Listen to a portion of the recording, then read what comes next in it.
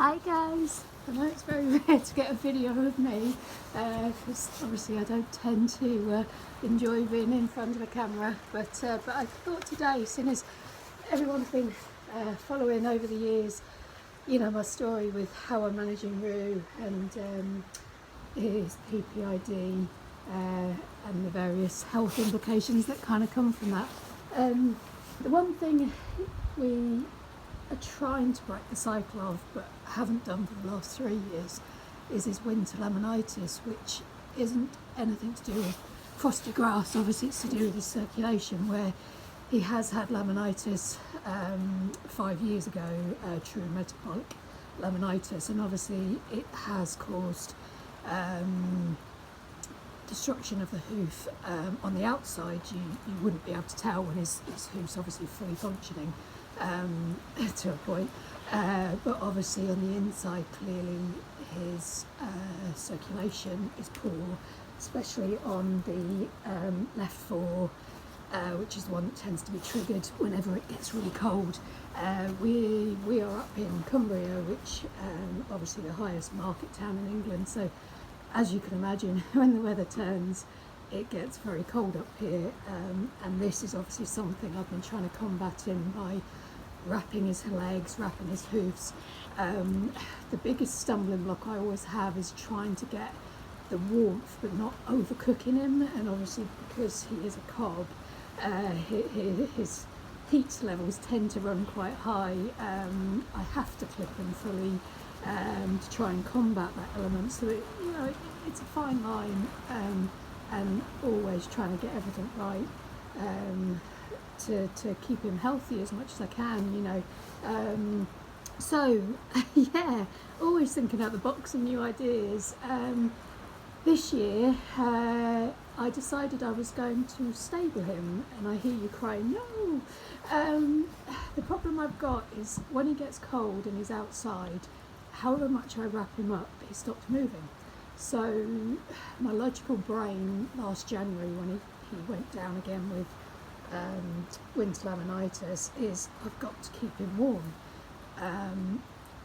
Yes, I had to eat my words last January, because obviously I did stable him, and actually it seemed to really help him. So, once again, I'm always saying all horses are different, all situations are different, and this is the situation both Rupert and I are present in at the moment seems to be working. So the warmth is obviously far more beneficial to him than potentially the lack of circulation that he's having by not moving around, by being outside. So I'm open to all elements, and obviously I'm always trying to do what's best for him, really.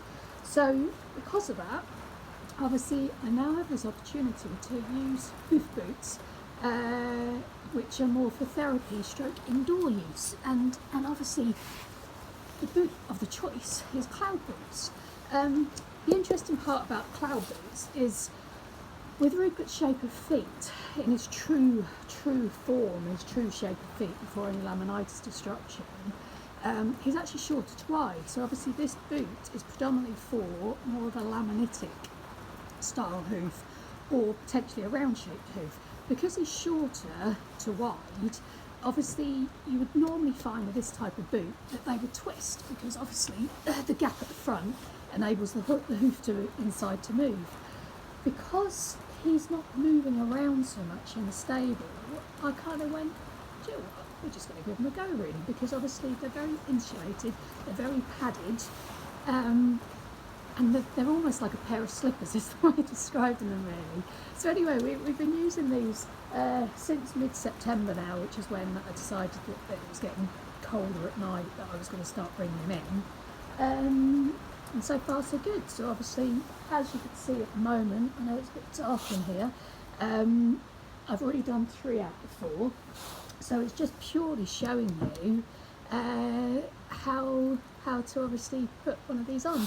Really easy. They're basically Velcro, so all you do is you literally fold the back of the boot backwards, and I find by doing the Velcro, obviously it just hooks it in place, so you're not fighting against Velcro all the time. Fold the front forwards like so,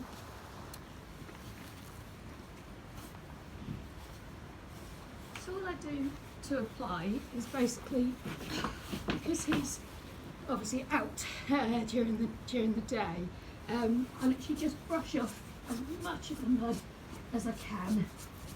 So obviously it's not sitting in the boot all night. Then I pick up his hoof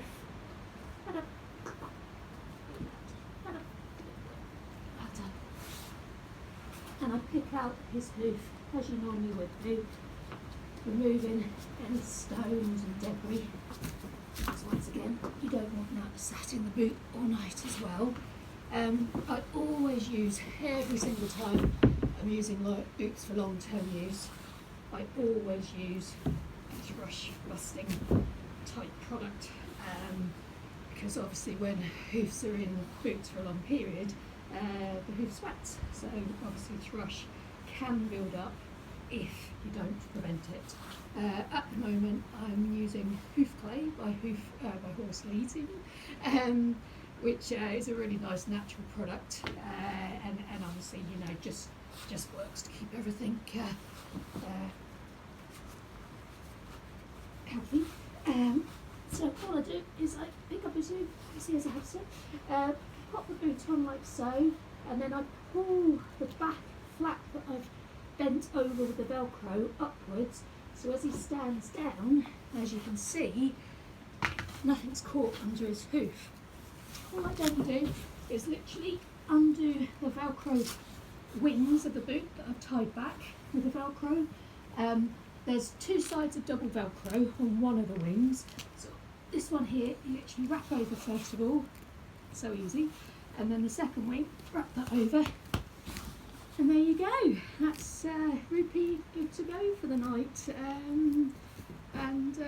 Yeah, so as I say, we'll keep you updated, and I'm hoping I'll come out of this winter with a big smile on my face that we've got through it.